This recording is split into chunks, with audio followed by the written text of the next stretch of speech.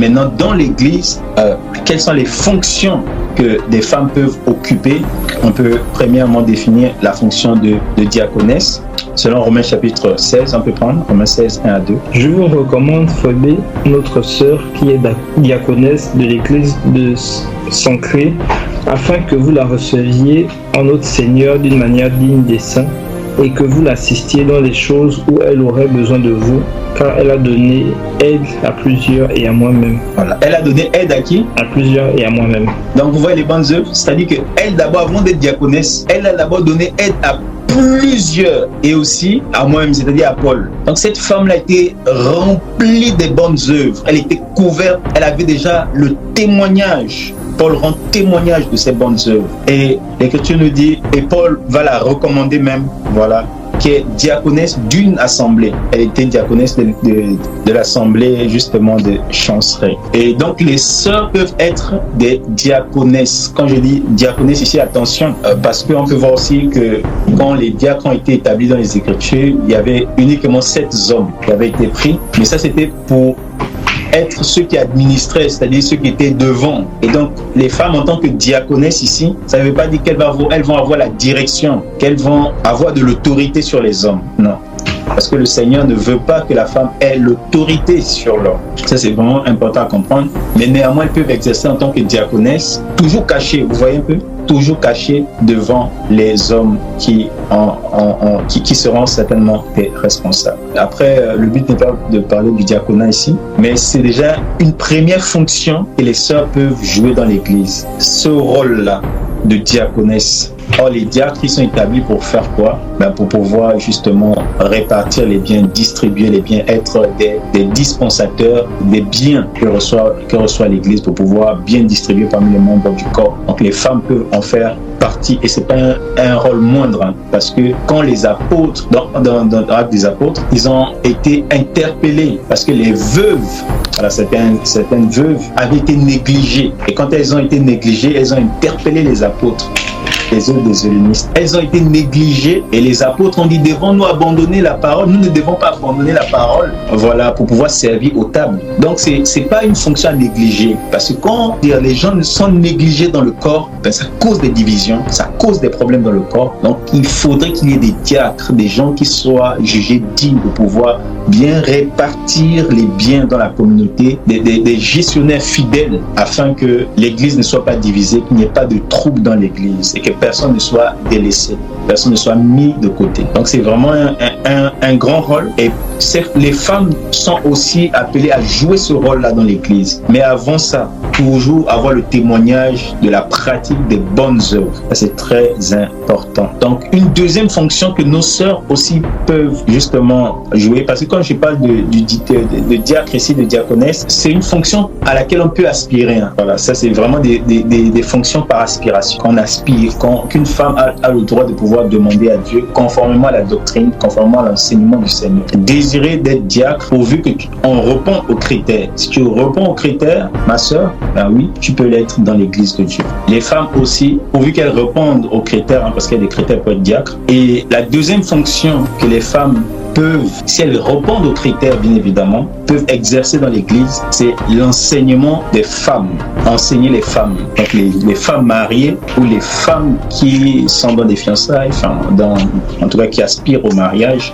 Ça, les femmes peuvent aussi enseigner. C'est pourquoi les femmes, il est interdit de pouvoir enseigner, bien évidemment, les hommes, tenir la doctrine et autres. Mais par rapport aux femmes, comme elles ont le droit, mais dans un but, et que tu le dis, dans un seul but, on peut le lire, dans Tite chapitre 2, le verset 3 à 5. Dit que les femmes âgées doivent aussi avoir l'extérieur qui convient à la sainteté, n'être ni médisantes, ni adonnées aux excès du vin, qu'elles doivent donner de bonnes instructions dans le but d'apprendre aux jeunes femmes à aimer leurs maris et leurs enfants, à être retenues, chastes, occupées aux soins domestiques, bonnes, soumises à leur mari, afin que la parole de Dieu ne soit pas blasphémée. Voilà. Donc les femmes âgées aussi doivent avoir l'extérieur qui convient à la sainteté. Donc la sainteté exige à la femme, pas seulement à la femme, aussi à l'homme.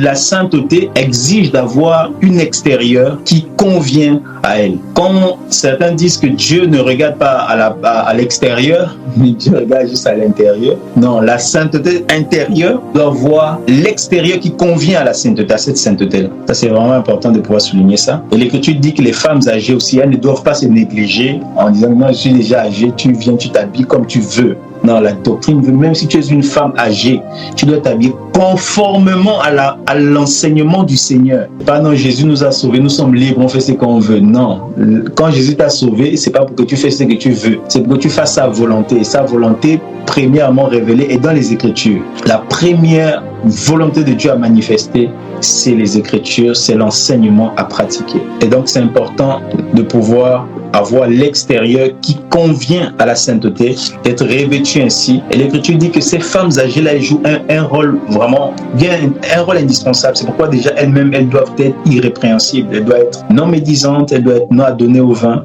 Et le but de leur enseignement, c'est faire quoi? C'est pour donner les bonnes instructions, les bons enseignements dans le but d'apprendre aux jeunes femmes à aimer leur mari et leurs enfants. Donc, l'enseignement de la femme, c'est orienté pour pouvoir amener les sœurs à aimer leur mari et à aimer leurs enfants et à elles-mêmes à être des femmes retenues, chastes, occupées aux soins domestiques, bonnes, soumises à leur mari, afin que la parole de Dieu ne soit pas blasphémée. Donc voici encore un rôle que la femme peut jouer dans l'église, et il n'est pas moindre, voilà, le fait de pouvoir enseigner les femmes à aimer leur mari, à être soumises, parce qu'un couple croyant, des croyants, où il y a où une femme n'est pas soumise à son mari, c'est la guerre comme on voit dans le monde. Ça ne donne pas gloire à Dieu. La parole du Seigneur sera blasphémée par le comportement d'un tel couple, où il y a que des querelles, il y a des animosités. Ça ne donne pas gloire à Dieu. Je ne dis pas que dans les couples, on ne peut pas avoir des maisons, des différends, mais tout de suite, c'est pas comme dans le monde en fait. Même si vous n'êtes pas convergent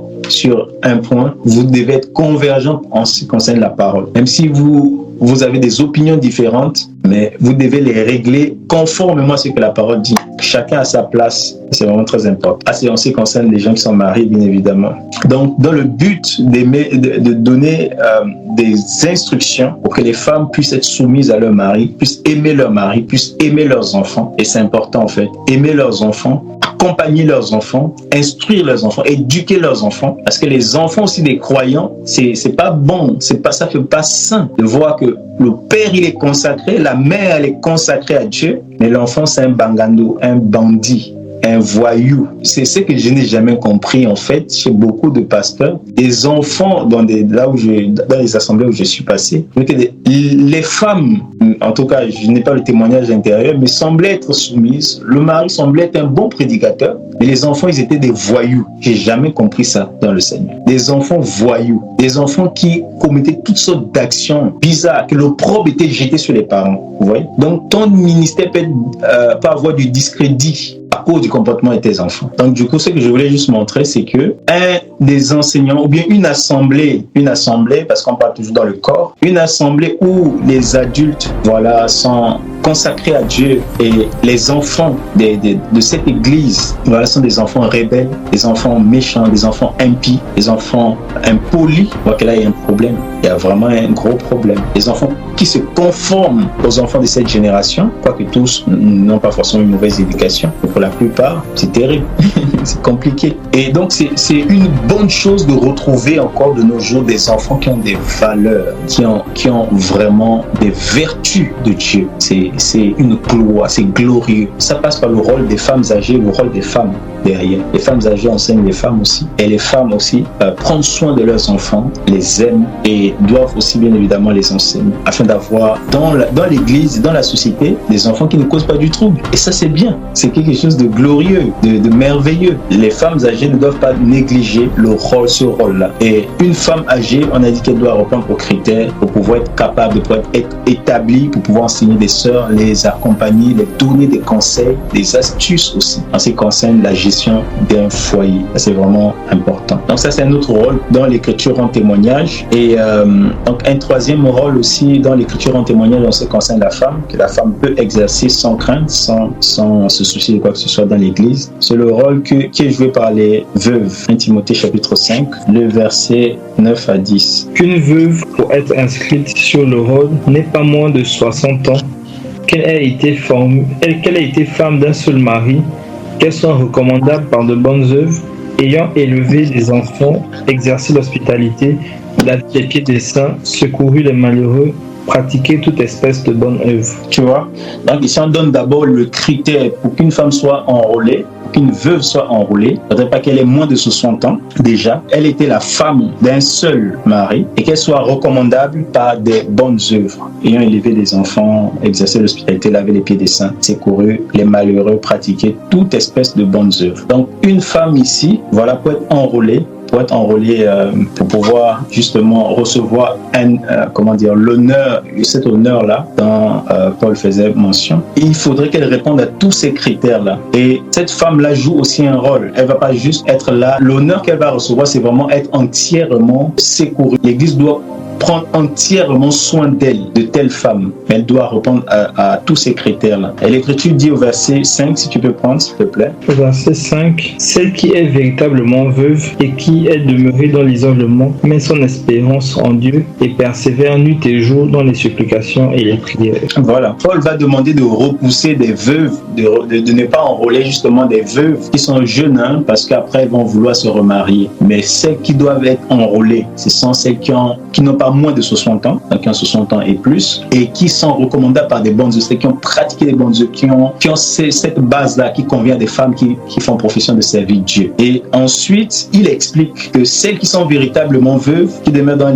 l'isolement, elles mettent leur espérance en Dieu et elles persévèrent nuit et jour dans les supplications et dans les prières. Et ça, c'est vraiment un rôle puissant et glorieux. Parce que ces femmes-là qui persévèrent nuit et jour dans les supplications et dans les prières, elles jouent un rôle indispensable. C'est pourquoi aussi, justement, elles sont honorées. Elles jouent un rôle indispensable parce que prier nuit et jour, intercéder pour le peuple de Dieu nuit et jour, comme faisait par exemple Anne dans le temple. C'est ça, non? Anne, elle est aussi veuve, mari d'un seul, elle était mariée à un seul mari, et après la mort de son mari, elle a demeuré dans le temple. Elle priait jour et nuit, cette femme, Anne. Au point où même quand le Seigneur est venu, quand le Seigneur, la manifestation du Messie a été faite en Israël, elle n'est pas passée sans connaître le plan de Dieu pour la génération dans laquelle elle était, sans connaître la manifestation du salut de Dieu qui est Christ. Vous voyez un peu? Parce qu'elle était là, elle passait jour et nuit dans la prière. Et ça, c'est un rôle glorieux. Donc, dans l'église, il doit y avoir des gens qui persévèrent aussi nuit et jour dans la prière. Et elle joue un rôle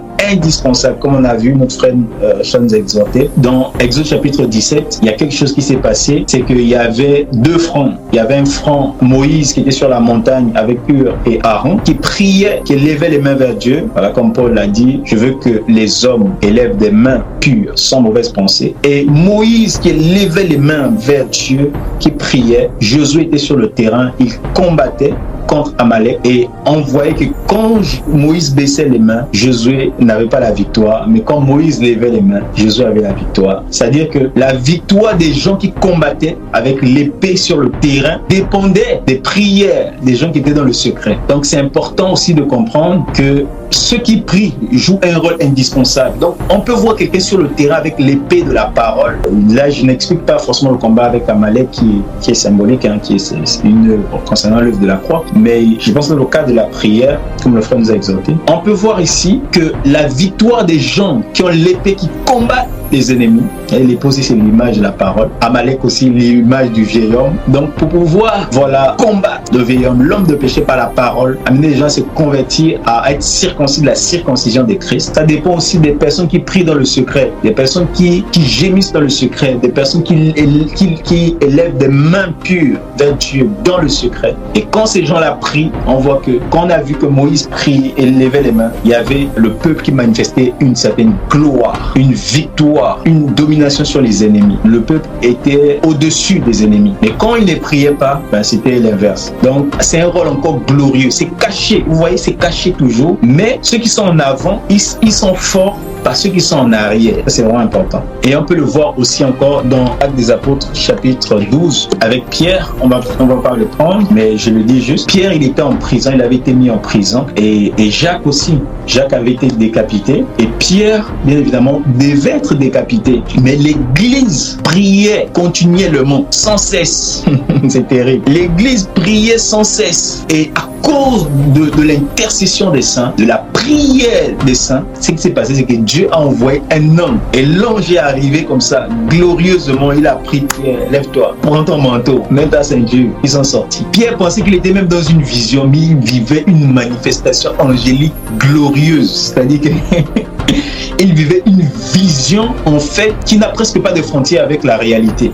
C'est terrible. Donc, Pierre a vécu une expérience glorieuse, puissante, mais cette expérience, nous savons par l'Écriture que ça venait, c'était la réponse aux prières des saints. Ceux qui étaient cachés dans la maison. Ils étaient cachés dans la maison, mais leur prière était puissante et ça fait que Pierre soit délivré des liens, soit délivré des chaînes, soit délivré de la prison. Donc, on peut aussi avoir des délivrances, des gens qui sont mis en avant pour pouvoir apporter la délivrance. Et parfois, ce sont des gens qui gémissent dans le secret. C'est des gens qui sont cachés dans la maison, qui prient, qui intercèdent pour pouvoir voir la gloire de Dieu se manifester. Et on vit des exploits, on vit une manifestation angélique, on vit une manifestation de la gloire de Dieu, de la puissance du Seigneur. Parfois, ça n'est pas seulement lié à l'appel qu'on a reçu, c'est parce qu'il y a des gens qui prient. Et ceux qui prient jouent un rôle indispensable pour le corps. Donc c'est ça aussi, on peut voir encore avec la veuve. La veuve joue aussi un grand rôle, celle qui est véritablement veuve, parce qu'il y en a qui ne le sont pas véritablement. Elle joue un grand rôle. Je me souviens d'une histoire qu'un pasteur m'avait racontée au sujet d'une femme veuve qui était là dans l'assemblée. Elle venait, cette veuve-là, elle prie et elle venait et pendant l'enseignement, elle somnolait toujours au point où les anciens se sont demandé mais est-ce que cette femme-là c'est une sorcière ou pas? Est-ce que c'est une sorcière? Comment elle vient somnoler pendant l'enseignement? Vous voyez? Mais c'était un ministère, voilà, où le Seigneur manifestait sa puissance. Et le jour qu'elle est décédée, les saints, quand ils sont allés chez elle, ils ont vu la maison était remplie des sujets de prières collés de partout. Et le Seigneur a révélé à son serviteur que tu vois la gloire dans laquelle tu es, c'est cette femme-là. Vous voyez un peu? C'est cette femme qui priait journellement, jour et nuit, qui priait continuellement. Et ça, c'est vraiment important en fait, de ne pas négliger ce rôle-là. Donc, même les veuves qui sont toutes seules, qui semblent être vulnérables, elles sont encore terribles dans le Seigneur et jouent un rôle terrible. Il ne dit pas qu'il y a qu'elles qui doivent prier, mais le fait qu'elles soient toutes seules et à donner uniquement au Seigneur, elles peuvent se consacrer jour et nuit à la prière. Voilà, ça ne veut pas dire qu'il y a qu'elles qui doivent le faire, les hommes doivent le faire, les femmes aussi qui ne sont pas veuves doivent le faire. Mais c'est juste montrer le rôle indispensable de la prière. Au-delà de ces trois fonctions que j'ai citées, c'est-à-dire être diaconesse, les sœurs peuvent l'être. Ça, c'est vraiment des fonctions officielles reconnues dans l'Église. Des gens qu'on établit, qu'on sait que ça, c'est une diaconesse. Ça, on a vu au moins Paul le citer une fois. On sait qu'on c'est une sœur. Et aussi, le fait d'être enrôlé justement comme une femme âgée, le fait d'être reconnue comme une femme âgée qui a la capacité de pouvoir instruire les femmes, les jeunes femmes, dans le but de les amener à aimer leur mari et leurs enfants, d'être des bonnes femmes, justement. Et le troisième rôle qui est reconnu dans l'Église et au nord aussi de la veuve, celle qui est véritablement veuve. Donc cette veuve-là, voilà, elle joue un rôle aussi indispensable dans l'Église. On ne doit pas la négliger, tant dans l'honneur qu'il est dû, voilà, parce que derrière, elle joue aussi un grand rôle. Elle persévère nuit et jour dans les prières adressées à Dieu. Elle espère dans le Seigneur et ces prières sont utiles pour l'assemblée. Ça, c'est vraiment important à comprendre. Au-delà de ces trois fonctions, voilà, où on peut établir des personnes, des femmes dans l'Église, de ces trois fonctions-là, au-delà de ces trois, il y a justement l'expression des dons spirituels. Je ne vais pas développer continuellement, mais on peut voir déjà dans les Écritures, les sœurs avoir un don. Je vais prendre principalement deux dons seulement. Le don de libération libéralité et le don de la prophétie. Donc, si on peut prendre le don de la prophétie, déjà dans Actes des Apôtres chapitre 21, verset 8 à 9. Nous partîmes le lendemain et nous arrivâmes à Césarée. Étant entrés dans la maison de Philippe l'évangéliste, qui était l'un des 7, nous logeâmes chez lui. Il avait 4 filles vierges qui prophétisaient. Voilà, 4 filles vierges dans la maison de Philippe qui prophétisaient. Donc ces filles-là avaient l'habitude de prophétiser. On n'a pas qui en prophétisait, mais qui prophétisait. C'est comme une action continuelle. Elles avaient en elles le don prophétique, le don de la prophétie. Et donc une sœur, comme j'ai dit, l'expression des dons, où avant d'être établie comme femme âgée, ou bien comme véritable veuve, ou bien comme diaconesse, ou bien même reconnue comme quelqu'un qui exerce le don prophétique au milieu de nous, il y a cette base qu'il faut avoir, déjà être recommandable par des bonnes œuvres pour une sœur. Et ensuite, elle peut exercer aussi la prophétie. Or, la prophétie, c'est l'expression justement du Seigneur. C'est le Seigneur qui parle à son peuple pour l'exhorter, pour l'édifier, pour le consoler, vous voyez, et même pour le réprimander par la prophétie. Et donc, une femme ne doit pas rester muselée dans l'assemblée, mais elle doit aspirer aussi au don. Donc, si elle n'est pas trouvée parmi les diacres, enfin parmi les diaconesses, si elle n'est pas trouvée parmi les femmes âgées, si la femme n'est pas trouvée parmi la veuve, voilà, qui a aussi un honneur, voilà, dans l'Église, elle doit aspirer au don spirituel. Et parmi les dons spirituels, il y a le don de la prophétie. On peut voir dans les Écritures, ces 4 filles vierges là, il y avait une assemblée dans la maison de Philippe, et les 4 filles vierges prophétisaient. Et quand on souligne qu'elles étaient vierges, c'est pour montrer aussi comment elles avaient des vertus. Vous voyez un peu?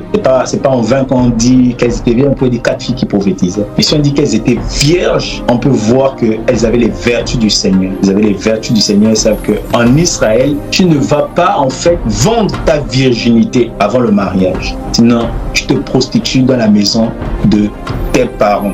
C'est ce que l'Écriture dit. Donc, ça, c'est vraiment important. Je sais que nous, les nations, on n'a pas eu une bonne éducation spirituelle dès le départ, mais néanmoins, quand on vient dans le Seigneur, on doit se préserver, chaste, et servir le Seigneur dans la pureté, dans la vérité. Ça, c'est vraiment important pour nos sœurs à comprendre. Elles peuvent prophétiser, donner la parole de Dieu, donner le message du Seigneur. Comme on l'a vu dans l'Ancienne Alliance, les femmes n'enseignaient pas le peuple parce que c'était les sacrificateurs qui enseignaient. C'était dans la bouche du sacrificateur qu'on venait recevoir, apprendre et connaître de la loi.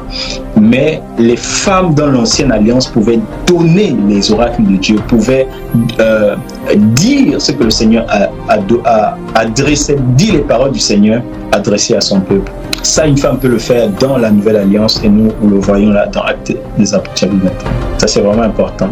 Donc, si vous voulez exercer, soyez-en sûrs d'être revêtus de bonnes œuvres, aspirez aux dons pour l'édification du corps, en particulier le don de prophétie aussi. Et si vous recevez quelque chose de la part du Seigneur en pleine assemblée, libérez, laissez le Seigneur parler. Donnez un message d'avertissement, donnez un message d'édification, donnez un message, mais que ce soit le Seigneur, pas vous, qui vous levez un matin. Non, je vais enseigner l'église. Non, c'est pas ça. On tient le don de prophétie et tu prophétises, et par la prophétie, voilà, le Seigneur peut se saisir de vous pour pouvoir parler, réprimander. Mais tout ça toujours dans les bonnes œuvres, c'est-à-dire que la femme doit toujours être couverte, elle doit toujours ne pas prendre autorité. C'est pourquoi les sœurs même qui prophétisent, qui commencent à prendre autorité, faites du désordre, ça nous ne reconnaissons pas en fait la manière du Seigneur d'agir et d'utiliser les femmes comme elles font ça. Et ça, j'ai du discrédit sur leurs dons. Peut-être qu'elles ont un don qui vient de Dieu, peut-être même qu'ils ont le Seigneur, mais le fait que c'est bizarre, il y a la confusion, ben, ça amène les saints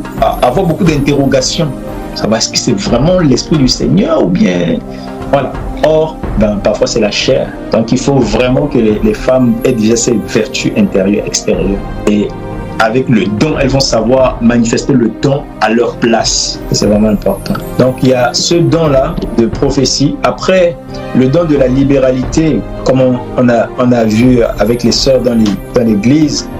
Là, je ne prends pas forcément un passage quand l'église était née déjà, mais j'aimerais qu'on lise ça parce que c'est important. Je trouve que c'est assez édifiant de voir comment les sœurs ont soutenu le ministère du Seigneur dans Luc chapitre 8, le verset 2 à 3. C'est assez important. L'église n'était pas encore née, mais là, le Seigneur mettait déjà des fondements. Hein. Il avait déjà pris ses 12 et lui-même il agissait. Voilà, il préparait déjà les pierres pour la construction de son temple qui est l'église.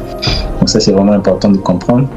Mais on peut voir comment les femmes ont soutenu le ministère de Jésus, parce qu'aujourd'hui, c'est le ministère de Jésus qui continue sur la terre avec les saints, avec son corps. Vous voyez? Donc, si tu peux prendre mon frère Luc chapitre 8, le verset 2 à 3, s'il te plaît. Les 12 étaient avec lui et quelques femmes qui avaient été guéries d'esprits malins et de maladies. Marie, dite de Magdala, de laquelle étaient sortis 7 démons, Jeanne, femme de Chuza, intendant d'Hérode, Suzanne et plusieurs autres qui l'assistaient de leur bien. Voilà, plusieurs autres qui l'assistaient de leur bien. Vous voyez? Donc, on voit que les femmes ici, regardez, elles ne sont pas mises en avant. Vous voyez comment l'écriture rend témoignage. Quand on parle, on voit toujours les apôtres. Mais les femmes, elles sont cachées.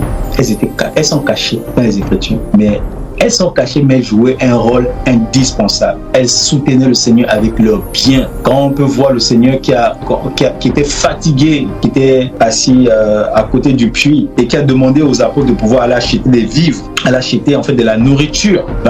On nous dit aussi que c'est les femmes aussi qui le soutenaient aussi avec son argent, avec leur argent, avec leur bien. C'est-à-dire que le ministère du Seigneur, la démonstration de puissance, tout ce qu'il a fait, l'annonce de l'évangile, c'est parce que aussi il y a des femmes qui le soutenaient, qui soutenaient aussi son ministère. Donc les femmes aussi, voilà, peuvent aspirer au don de libéralité pour pouvoir soutenir le ministère du Seigneur, l'œuvre de Dieu qui continue aujourd'hui, là où le Seigneur leur a placé, mais pourvu qu'elle reste à leur place. C'est pas parce que tu soutiens un ministère que tu veux maintenant passer devant, oh, je veux aussi être maintenant prédicatrice. Non, ces femmes-là n'ont pas demandé ça. Elles ont soutenu le ministère du Seigneur, elles sont restées à leur place. Alors parmi les dons dont on peut aspirer aussi à la libéralité, qui n'est pas un don moindre, qui est vraiment un don aussi puissant que les autres. Après, il y a plusieurs autres dons. Je pense que l'écriture n'est pas forcément la liste n'est pas exhaustive, mais voilà, il y a aussi les dons des guérisons. Les femmes peuvent aspirer à cela. Au-delà du don de prophétie, le don de libéralité, le don des guérisons, le don même d'opérer des miracles. Voilà, donc il y a vraiment plusieurs dons dans le corps, mais pourvu que chaque membre soit à sa place et joue son rôle. Donc, mes sœurs, vous pouvez aspirer aux dons et être utile dans le corps, mais pourvu que vous soyez à votre place, que vous soyez revêtus de bonnes œuvres et vous pouvez servir le Seigneur ainsi. Il y a aussi le don de pouvoir chanter. Dans l'Ancienne Alliance, on les appelait les chantres, tels que David, qui pouvaient recevoir et interpréter. Il y en a qui peuvent recevoir, il y en a qui peuvent interpréter, mais il y en a qui peuvent recevoir et interpréter les chants. C'est-à-dire que tu dors même, tu reçois des cantiques, tu es éveillé, tu entends des chants. C'est un don, mais il faut le mettre au profit du corps. Quand le Seigneur nous donne, c'est pour l'édification du corps. Et donc, moi, ce que je conseille, c'est que celui qui reçoit des cantiques prie aussi pour pouvoir savoir interpréter ces cantiques-là pour le corps. C'est vraiment important. Donc, je m'arrête là. Le Seigneur soit béni.